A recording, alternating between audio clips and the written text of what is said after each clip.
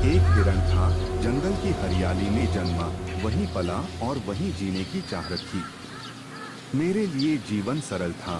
सूरज की किरणें, पेड़ों की छाप, झरनों का मीठा संगीत और हवा की ठंडी सरसराहट ही मेरी दुनिया थी। मुझे किसी चीज की चाह नहीं थी, बस उस प्रकृति का हिस्सा बने रहना था जिसने मुझे जन्म दिया था। परंतु जीवन की सहज धारा को एक दिन हिंसा ने तोड़ दिया। दो शिकारी मेरे संसार में आए।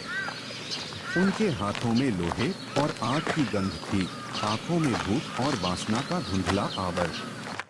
उन्होंने मेरे भागते कदमों को रोका, मेरे दिल की धड़कनों को थामा और मेरे प्राण छीन लिए।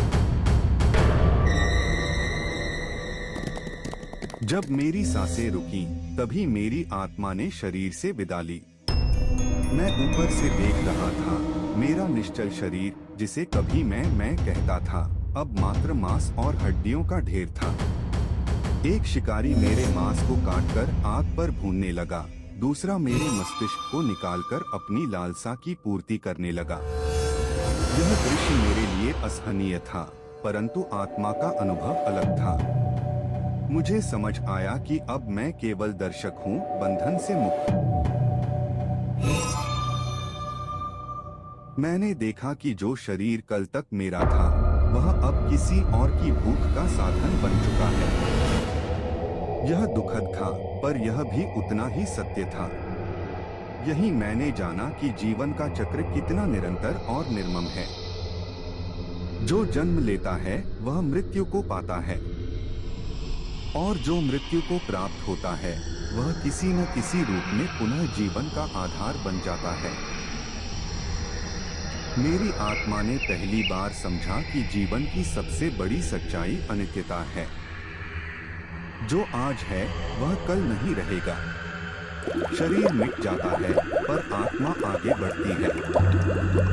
वह देखती है, सीखती है और अपने कर्मों का फल भोगती है। शिकारी मेरे शरीर को खाकर तृप्त हुए, पर मैंने उनके भीतर छिपी हुई खालीपन को भी देखा। उनकी भूख ने उन्हें क्षणिक आनंद दिया, परंतु संतोष नहीं। यही अंतर है, प्रकृति जीवों को जीवन देती है, जबकि मनुष्य अपनी इच्छाओं से उसे छीन लेता है।